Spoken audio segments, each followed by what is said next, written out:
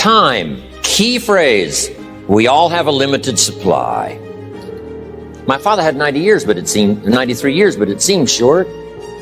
In his seemingly long life of 93 years, it was short because it just seems like if we only had more time. Old Testament gives us a view of some people who lived to be 500, 600, 700, 800, 900 years old. Wouldn't that be a good question if you had a chance to ask? Imagine 700, 800, 900 years to watch generation after generation after generation after generation stay healthy and well. I mean, you gotta be healthy to make it to 900. I'm pushing the Bible, I'm pushing vitamins. I mean, I'm doing good today. The key is time is precious. Life is not just the passing of time. Life is not just the passing of time. Life is a collection of experiences, their frequency and their intensity. Life is not just watching the clock tick away. Life is a collection of experiences, their intensity, their frequency. When my friend Mark died at age 44, someone says, that's young to die. But what if he lived 4 lifetimes in one? It might not be too young. So here's whatever the span of your life turns out to be, here's what you want to fill it up with: experiences and the intensity of those experiences. But now let's talk about the management of time. Here's one of the best ones. We covered earlier, when should you start building this hotel? Answer, as soon as you have it finished. Now jot this one down on time management. When should you start the day? As soon as you have it finished. Plan the day the best you can, leaving plenty of room for improvising and surprises and all the stuff that happens during the course of the day. But if you've planned a good, productive day, now you start that day, you can't believe how much more valuable your time will be. Don't start the day until you have it finished. Now here's the next one. Don't start the week until you've had it finished. Now to lay out a week is a pretty good challenge. Next, don't start the month until you have it finished. The places to go and the people to see and the productivity and the sales and the customers and the development and all the rest of what you want to accomplish during the course of 30 days. Don't start the month till it's finished. And then here's the big one. This is really challenging. Don't start the year until you have it finished. To the best of your ability. It can't be finished like minute by minute. But in terms of the sweep of what you want to accomplish in the year 2002, make sure that that's set and ready to go by the time January 1st rolls around. And it might get all upset. It might get torn up and you do a new one. You make so much progress the first 90 days that now you've multiplied it all by 2, by 3. Because that happened to me. I thought, wow, this is going to be a great year. By the time I'd finished the 3rd month, I'm rolling, I'm soaring. So many things are happening, I revised my whole year's plan. Okay. Now, jot this down. Approaches to the management of time. Here's the first one. Ignore the subject. I mean, that's good advice.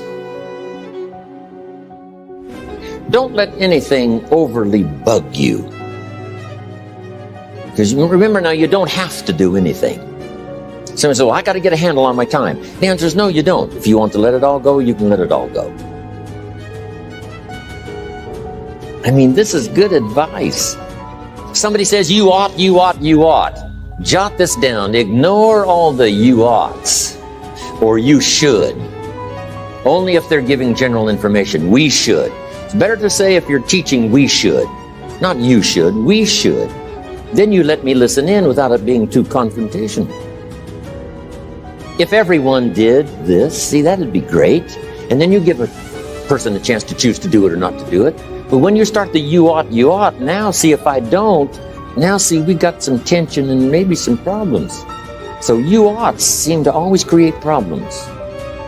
When you're talking to your kids, you say, no, if kids would do this, not always saying if you did this, life would be better. But if kids did this, life would be better.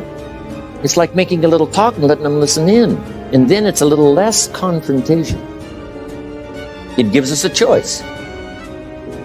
In one of my seminars, here's what I teach. All life forms strives to the max of its potential except human beings.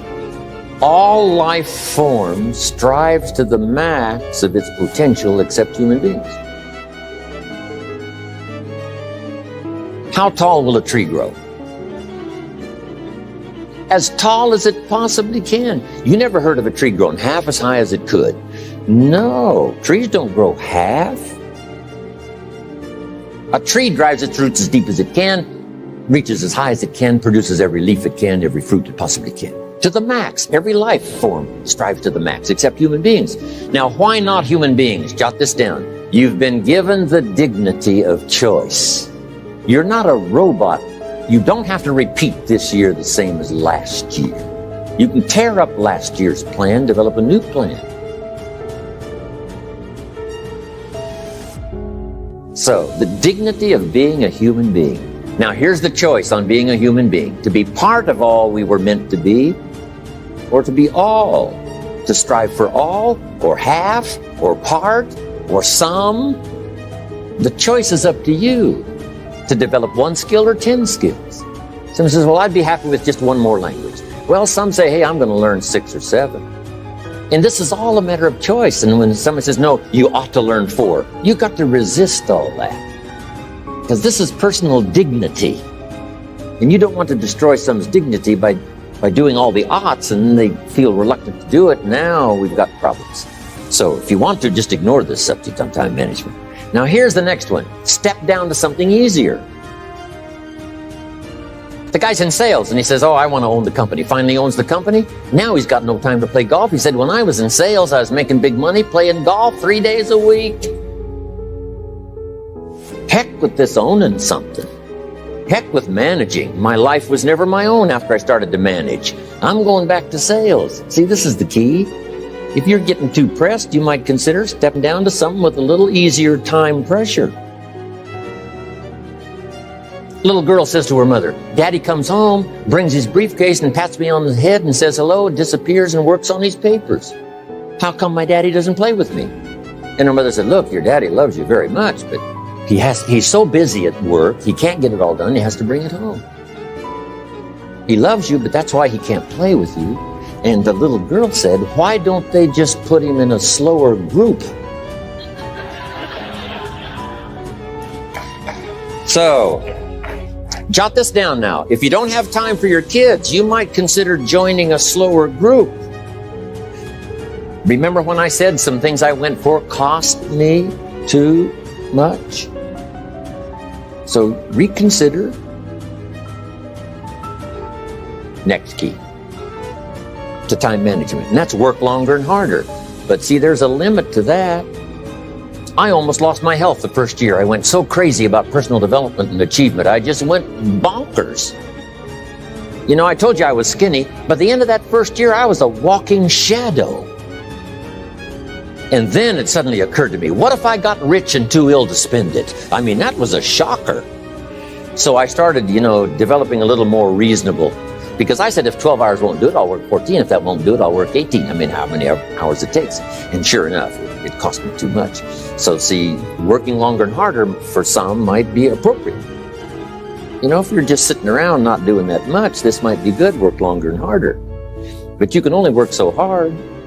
Here's the key, not to work harder, but smarter.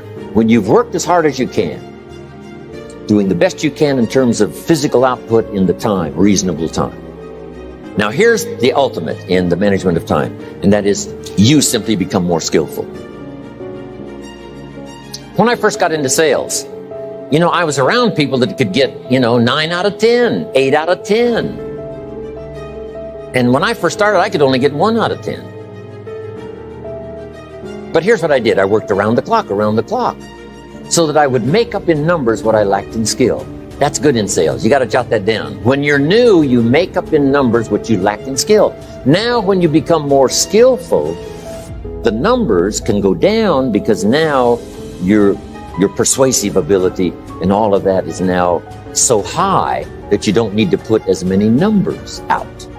But at first, if you want to compete or if you want to really get good, you've got to put in the numbers. But if you get more from yourself, develop more of yourself, now the time management becomes an easier task. Now here's the next thing. Either you run the project or it runs you. I've found out when you start something, at first you're in charge. All of a sudden, a year later, it's in charge. Some of the companies I started, I'm telling you, I'm in control. A couple of years later, I'm out of control. At first, I've got it on the run. 2 years later, it's got me on the run. Haven't got enough time. I'm dizzy with trying to get it all done. So here's part of the key, and that's to get in charge. Say, I'm going to take charge of my health. One of my albums is entitled, Take Charge of Your Life. Take charge of your time. Take charge of your resources, which we're going to talk about next. Take charge of your health. You're the one that's responsible for it. It's not a requirement of society that you not have a heart attack and take care of your family. That's not a requirement of society, but you must make it a requirement of yourself. Society doesn't require that you build a financial wall around your family nothing can get through. That's not a requirement of society. It's a requirement you impose on yourself to build a financial wall around your family nothing can get through. So impose on yourself this self-development of being in charge, taking charge of your life and your health and your future and your responsibilities and all of this. Next, reasonable time is enough time to achieve all of your goals. Just jot that down. Reasonable time is enough time. I had to learn that. Reasonable time is enough time.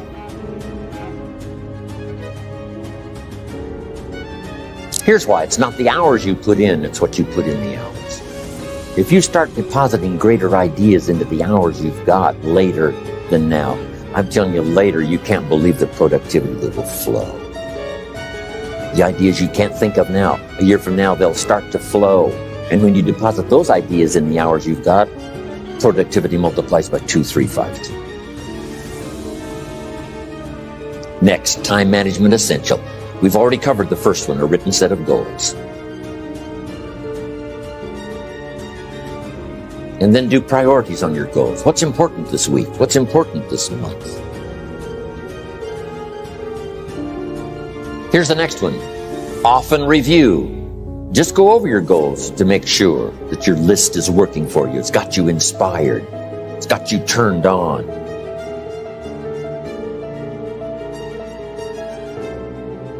Somebody says, how come you're up so early? Say, if you were headed where I'm headed, you'd be up early too.